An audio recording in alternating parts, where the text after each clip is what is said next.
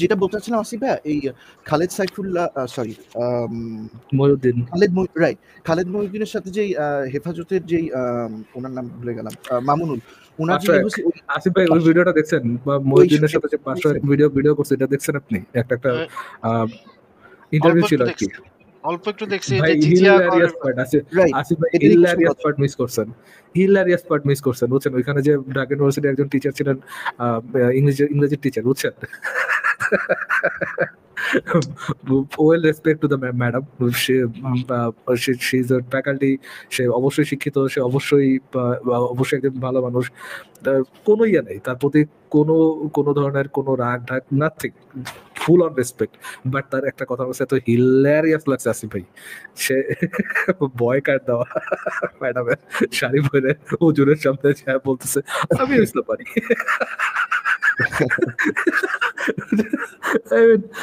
আমি মন থেকে ইসলাম মানি, মানে কি একটা ইয়ে ভাই, মানে ইসলাম ধর্ম শ্রেষ্ঠ ধর্ম, আমি মন থেকে ইসলাম মানি। হিলারিয়াস লাগছে বিষয়টা। ভাই, ইসলাম যদি শ্রেষ্ঠ ধর্ম হয়, আপনি জানেন, যদি আপনি মন থেকে ইসলাম মানেন, বোরকা, আপনি বোরকার ভিতরে নাই কেন? আপনার বয় কেন? এটা তো থাকার কথা ছিল না। আমি যেটা দেখলাম যে খালেদ মহিউদ্দিনকে মামুনুল হক জিজ্ঞেস করলো যে আপনি ইসলাম, কোরআন হাদিসের সমস্ত কিছু আপনি মানেন কিনা। খালেদ মহিউদ্দিন সেটা মানে সে যে একটা বাটপার, সে যে উত্তর দিবে না এটা তো আমি আগে জানতাম, সে তো উত্তর দিবে না এটা। হ্যাঁ, সে কথা ঘুরাইতে ভালো জায়গায় ধরছে কিন্তু ভাই, মামুনুল কিন্তু খুব ভালো জায়গায় ধরছে যে তুই জিজিয়া নিয়ে যে আমার কোটা দেশ, তুই বলতো তুই এটা বিরোধিতা করতে পারবি কিনা? এটা বিরোধিতা, এইটার নিয়ে যদি কোনো আলাপ ওঠে ভাই, আলাপ উঠলে তো একজন নাস্তিককে, যে ইসলামের বিরোধী, তাকে এখানে রাখতে হবে। এই যে এই মহিলা, ভদ্র মহিলা যাকে রাখছে, সে তো বাংলাদেশে থাকে, সে তো চাইলেও তার পক্ষে, সে যদি জানেও, তাহলে তো তার পক্ষে সম্ভব না যে জিজিয়াকে খারাপ। ম্যাম কি বলছে জানেন? ম্যাডাম কি বলছে দেখছে আসিফ ভাই, এক লাইনে কিন্তু উত্তর দিয়েছে, খুব সুন্দর উত্তর দিচ্ছে।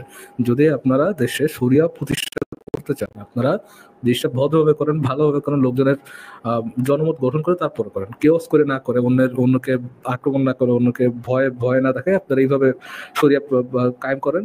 আমরা যদি দেখতে না পারি, আমরা দেশ থেকে চলে যাবো। মানে সেও জানে এটা ডিজাস্টার্স, এবং সে বলছে যদি আর কোনো অপশন না থাকে, সে দেশ থেকে চলে যাবে। আচ্ছা, যেই জিনিসটা যে এইখানে একজন বিরোধী পক্ষে রাখা উচিত ছিল একজন নাস্তিককে, যে এই শরিয়া আইনটার কঠোরভাবে সমালোচনা করতে পারবে এবং রেফারেন্সগুলো দেখায় দেখায় সমালোচনাটা করতে পারবে। কিন্তু এই মামুনুল হক এমনই একটা প্রশ্ন করছে যেটা নিয়ে খালেদ মহিউদ্দিন কিছুক্ষণ এদিক সেদিক করলো, তারপর আবার উল্টা মামুনুল হকরে আবার আরেকটা প্রশ্ন ধরায় দিয়ে সে মানে খালেদ মহিউদ্দিন ভাবলো যে সে খুব জিতছে, সে খুব মানে ধুনফুন দিয়ে দিচ্ছে। যারা হচ্ছে ইসলামপন্থী তারা কিন্তু পুরো জিনিসটা পরিষ্কারভাবে বুঝতে পারছে যে খালেদ মহিউদ্দিন প্রশ্নের উত্তরটা দেয় নাই, বরঞ্চ ঘুরায় ফিরা ধুনফুন দিয়ে দিচ্ছে মামুনুল হকরে। তার উচিত ছিল একটা আলোচনাতে তো অবশ্যই কোশ্চেনটা তো অ্যান্সার করতে হবে, কোশ্চেনটা যেটা করছে সেটা তো সে অ্যান্সার দেয় নাই। জিজিয়া কর, এবং জিজিয়া কর সম্পর্কে খালেদ মহিউদ্দিনও কিছু জানে না, এই মহিলাও কিছু জানে না। যদি এই একজন নাস্তিককেও সেখানে কিছু না কিছু অফকোর্স জানে আসিফ ভাই। খালেদ মহিউদ্দিন যে আপনার কোনো ভিডিও কখনো দেখে না, আমাদের কোনো ভিডিওর কোনো পোর্শন কখনো দেখে না, আমি কিন্তু এটা মানে মানতে একদমই রাজি না।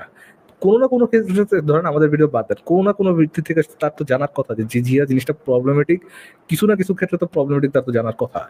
একবারে জানে না, আমি এটা বলতে পারবো না। একবারে জানে না এটা আমিও মনে করি না, অবশ্যই জানে। কিন্তু সে কিন্তু এখানে বলতেছে যে তারা দুইজনই বলতেছে আমরা ভাই জিজিয়া সম্পর্কে, এইটা সম্পর্কে আমাদের জ্ঞান নাই, আমাদের জ্ঞানের অভাব আছে।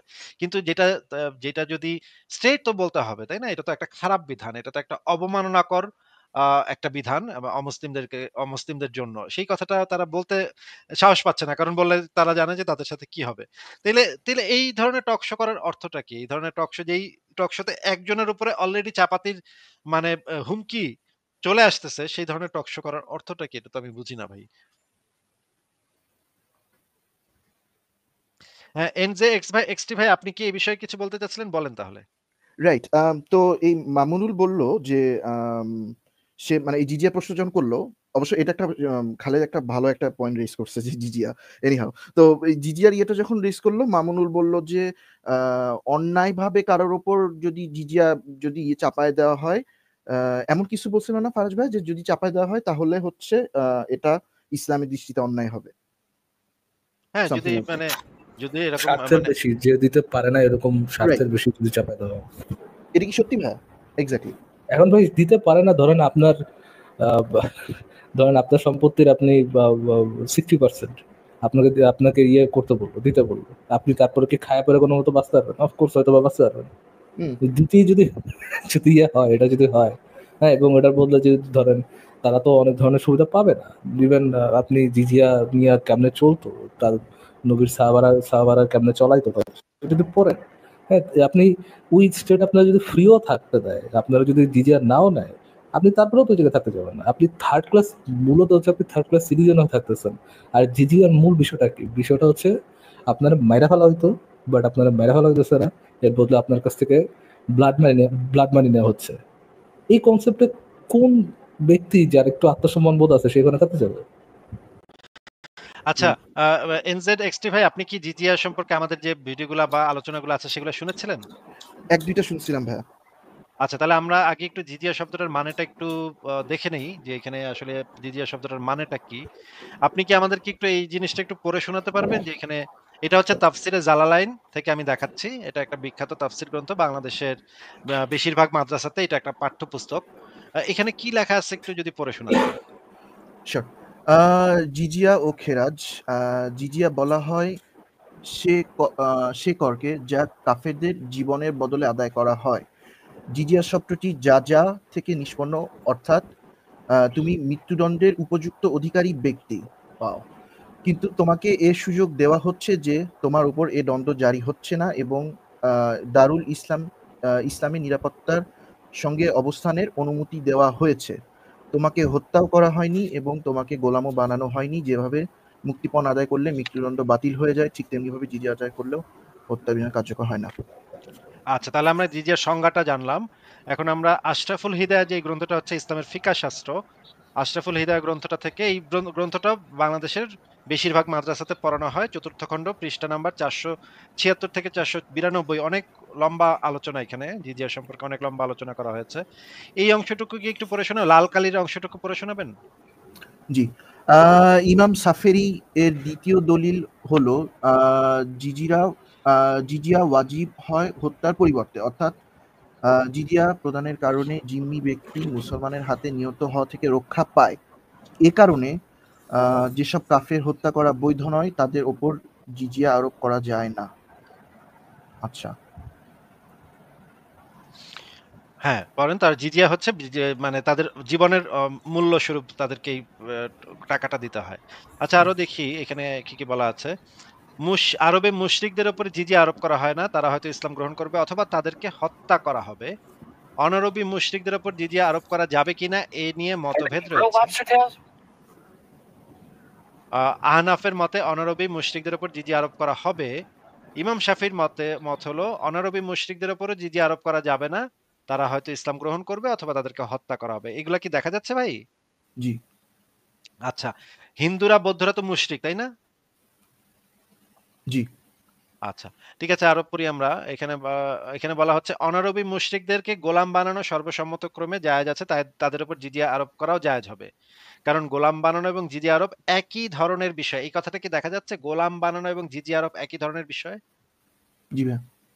আচ্ছা, কেননা গোলাম বানানোর মাধ্যমে যেমন ব্যক্তির ব্যক্তিত্ব হরণ করা হয়, তেমনি জিজিয়া আরোপের দ্বারাও ব্যক্তির ব্যক্তিত্ব হরণ করা হয়। গোলাম বানানোর দ্বারা ব্যক্তির ব্যক্তিত্ব হরণ করা হয়। এই হিসেবে গোলাম হয়ে যায় পশুর মতো, তার কোনো ব্যক্তিত্ব থাকে না। তেমনি জিজিয়া আরোপ করা হলেও ব্যক্তির ব্যক্তিত্ব হারায়। এই হিসেবে জিজিয়া আরোপিত ব্যক্তি এবং গোলাম ব্যক্তি এক সমান।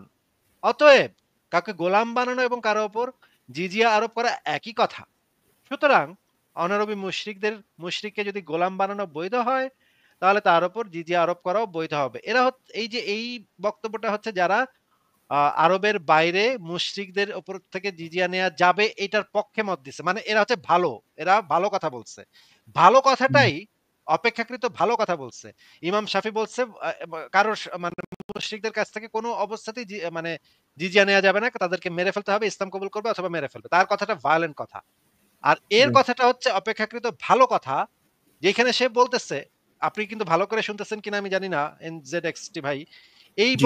আহনাফের দলিলটা হচ্ছে অপেক্ষাকৃত ভালো কথা, যেটার ভিতরে বলা হচ্ছে জিজিয়া এবং গোলাম এবং এরা হচ্ছে পশুর মতো, এদের কোনো ব্যক্তিত্ব নাই, এদেরকে আরোপ করা বৈধ হবে। এইটা হচ্ছে ভাই অপেক্ষাকৃত ভালো কথা। আপনি কি কল্পনা করতে পারতেছেন এগুলা কি কথা? জি, জি ভাই খুবই বর্বর ব্যাপার-স্যাপার। আচ্ছা, আরো পড়তে পড়ে যেতে পারি আমি। এখানে দেখেন, আ যদি জিজিয়া নির্ধারণের পূর্বেই তাদের উপর বিজয় অর্জন হয়, তাহলে তারা, তাদের স্ত্রীরা, তাদের সন্তানেরা মালে গনিমত হবে। কেননা তাদেরকে গোলাম বানানো বৈধ আছে। আরবের মূর্তি পূজকদের উপরে, মুরতাদের উপর জিজিয়া নির্ধারণ করা যাবে না, কারণ তাদের কুফরি গুরুতর। আচ্ছা, ইমাম শাফিঈ মতে আরবে মুশরিকদের দাস বানানো যাবে, ইত্যাদি, ইত্যাদি। আচ্ছা, এবার দেখি জিজিয়াটা নেবে কিভাবে, নেয়ার পদ্ধতিটা কি সেটা একটু দেখি। আপনারা এই যে জিনিসগুলো আমি মানে টেনে, টেনে নিচে নামতেছি। আপনারা একটু সময় নিয়ে পজ করে, করে দেখে নিয়েন। এখানে কি, কি লেখা আছে সেগুলো আস্তে, আস্তে পড়ে নিয়েন। জিম্মির উপর জিজিয়া ওয়াজিব হয় তার কুফরির শাস্তি হিসেবে। এ কারণেই অত্যন্ত লাঞ্ছনা ও অপদস্থতার সাথে জিজিয়া পরিশোধ করতে হয়। এই কথাটা কি দেখা যাচ্ছে? জি। আচ্ছা, এই বিষয়ে কোরআনেও বলা আছে লাঞ্ছনা এবং অপদস্থতার মাধ্যমে জিজিয়া আদায় করতে হবে। এখানে আরো যেটা বলা আছে আপনারা পড়েন, আমি আরো আস্তে, আস্তে নিচের দিকে নামতেছি। জিজিয়া ওয়াজিব হয় ব্যক্তির অপমানের জন্য, তাকে লাঞ্ছিত করার উদ্দেশ্যে। এখান থেকে ইমাম হুম। আবু হানিফার দলিল শুরু। আমাদের দলিল হচ্ছে জিজিয়া একটি শাস্তি যা কুফরির উপরে হঠকারিতার কারণে সাব্যস্ত হয়ে থাকে। এই মামুনুল হক হচ্ছে মানে আবু হানিফার অনুসারী, হানাফি ইসের অনুসারী। হ্যাঁ? এখানে যেটা বলা হচ্ছে ইমাম আবু হানিফা যেটা বলেছে, জিজিয়া একটি শাস্তি যা কুফরির উপরে হঠকারিতার কারণে সাব্যস্ত হয়ে থাকে। শাস্তি হওয়ার বিষয়টি এভাবে প্রতীয়মান হয় যে জিজিয়া জিম্মির নিজ হাতে পরিশোধ করতে হয়। জিম্মি যদি নিজের কর্মচারীর মাধ্যমে জিজিয়া পাঠায় তাহলে তা গ্রহণ করা হয় না। জিজিয়া দাঁড়ানো অবস্থায় প্রদান করতে হয় এবং গ্রহণকারী তা বসে, বসে গ্রহণ করে। কেননা কোনো বর্ণনায় আছে জিম্মি যখন জিজিয়া প্রদান করতে আসবে তখন জিজিয়া উসুলকারী ব্যক্তি জিম্মির জামার বুকে ধরে ঝাঁকুনি দিবে এবং বলবে, "এই আল্লাহর দুশমন জিজিয়া দাও।" এসব কথা ও আচরণ দ্বারা প্রমাণিত হয় যে জিজিয়া একটি শাস্তি। আর শাস্তির ক্ষেত্রে নিয়ম হলো, যদি এক জাতীয় একাধিক শাস্তি একত্র হয় তাহলে পরস্পরের তাদাখুল হয়ে যায় তথা একীভূত হয়ে যায়। ব্লা ব্লা ব্লা। আচ্ছা, ঠিক আছে, পরে দেখি আরো কি বলা আছে।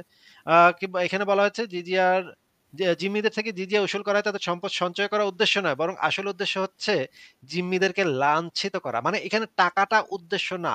এখানে যে টাকাটা নিবে, এই টাকাটা এখানে উদ্দেশ্য না। এখানে উদ্দেশ্যটা হচ্ছে তাদেরকে লাঞ্ছিত করা, অপমানিত করা। তারা যেন অপমানের স্বাদটা ভোগ করে। এইটা হচ্ছে তাদের বক্তব্য। এবং এখানে আরো অনেক বক্তব্য আমার কাছে আছে, যেগুলো আমি একটা, একটা করে দেখাইতে পারবো। আ সাগিরুন অর্থ ভাবে দেখেন, এখানে বলা হচ্ছে জিজিয়া গ্রহণকারী থাকবে উপবিষ্ট অবস্থায়, প্রদানকারী থাকবে দাঁড়িয়ে তার সামনে। তাদের স্কন্ধদেশ পদদলিত করে তা আদায় করতে হবে জিজিয়া। কালাবি বলেছেন জিজিয়া গ্রহণকালে তাদের ঘাড়ে মুষ্টাঘাত করে প্রাপ্তি স্বীকারের কথা জানিয়ে দেওয়া যাবে। কেউ বলেছেন জিজিয়া গ্রহণের সময় তাদের দাড়ি ধরে তাদেরকে চড়-থাপ্পড়ও মারা যাবে। কেউ আবার বলেছেন তাদের জামার গলার কাছে ধরে বলপূর্বক তাদেরকে তাদের সঞ্চয়স্থলে দিকে নিয়ে যাওয়া যাবে। কোনো আলেম বলেছেন বিধর্মীদের উপর জিজিয়া কর আরোপ করার অর্থই তাদেরকে অপদস্থ করা। ইমাম শাফি বলেছেন জিম্মিদেরকে ইসলামের বিধানের আওতায় আনার অর্থই হচ্ছে তাদেরকে পরাভূত করা। ভাই, এখন আপনি বলেন তো যে জিজিয়া করটা আসলে কেমন? এখান থেকে আমরা কি বুঝতে পারলাম? এই জিনিসটা আ মানে যেটা বুঝলাম যে এই জিনিসটা হচ্ছে ওদেরকে মানে আম গ্লোরিফাই এর অপোজিট ওয়ার্ড কি? মানে আ একটা মানে আ হিউমিলিয়েশন, মার্জিনা হিউমিলিয়েশন। হিউমিলিয়েট করার একটা জিনিস, ব্যাপার। তাহলে মামুনুল যে ব্যাপারটা বলল যে এই জিজিটা হচ্ছে জাস্ট ট্যাক্সের বা জাকাতেরই একটা প্যারালাল জিনিস। যেহেতু এটা মানে অমুসলিমদের কাছ থেকে নেওয়া হচ্ছে, এই কারণে হচ্ছে এটার নাম জিজিয়া। জাস্ট এটা নামেই পার্থক্য, প্র্যাকটিসটা সেম। তো এটা তো একটা ডাহা মিথ্যা কথা। অবশ্যই ডাহা মিথ্যা কথা। আমার ওইখানে আ নাস্তিকদের মধ্যে একজন থাকা উচিত ছিল। মামুনুল হুম। হককে ভাইজা একেবারে কানেটা ধইরা মলাটা দিয়ে ওকে দেখায় দেয়া যেত যে সে কত বড় বাটপার। রাইট। আসিফ ভাইয়া মানে বলছিলাম কি, তাহলে এই জিনিসটার কেমন হয় যদি আপনারা হচ্ছে ওই ভিডিওটার মানে ওই পোরশন এ যদি একটা রেসপন্স ভিডিও বানান আরকি? এটা নিয়ে আমরা অসংখ্যবার কথা বলছি, অসংখ্যবার এগুলা দেখাইছি ভাই। এগুলা আমি এখন আর আমার আর এত টাইমও নাই। আমি যে এগুলা নিয়ে এত করব। আমাদের ভিডিওগুলো অলরেডি YouTube এ আছে। সেগুলো দেখলে যাদের আগ্রহ আছে তারা নিজেরাই খুঁজে বের করে দেখতে পারে। কিন্তু আমার আবার এটা নিয়ে এত করার ভাই টাইম হবে না ভাই। আচ্ছা আসিফ ভাই আরেকটা কোয়েশ্চেন। এই বিষয়ে আমি আপনার প্রিভিয়াস অনেক লাইভেও এই ইয়েটা শুনেছি। কিন্তু একটা জিনিস ক্লিয়ার হয় নাই। সেটা হচ্ছে উম্মে হানি। আম তো আম মোহাম্মদ কি তাহলে উম্মে হানির সাথে করছিল? 100% করছিল। এ বিষয়ে আচ্ছা, সন্দেহের বিন্দুমাত্র কোনো কি অবকাশ কি নাই ভাই। করার কথা বলতেছেন? ইন্টারকোর্স। 100% এ বিষয়ে সন্দেহের কোনো বিন্দুমাত্র কোনো অবকাশ নেই। আসিফ ভাই এটা আপনি কিভাবে বলতে পারেন? সে তো ঘষাঘষিও করতে পারে শুধু। ভাই আ যেই আপনি বেটায় কি মনে সুরমা করেন আপনি কি সুরমাদানিতে সুরমা শলাকা ঢুকতে দেখছেন? কিন্তু ফারাজ ভাই যেই বেড়ায় হচ্ছে গিয়ে ১১ ৯ বিবি ২ দাসীর সাথে একটানা ম্যারাথন সেক্স করে শেষে গিয়ে একবার গোসল করত। এই বেটা একই দিনে একই নামাজের আগে ২ বার গোসল করবে। এইটা তো হওয়া সম্ভবই না ফারাজ ভাই। এটা তো একেবারে মোক্ষম ইয়া। আসিফ ভাই তাহলে কি আপনি বলতে চাচ্ছেন যে মোহাম্মদ ঘষাঘষি করলে যে বের হয়ে যেত না এটা সম্পর্কে আপনি শিওর?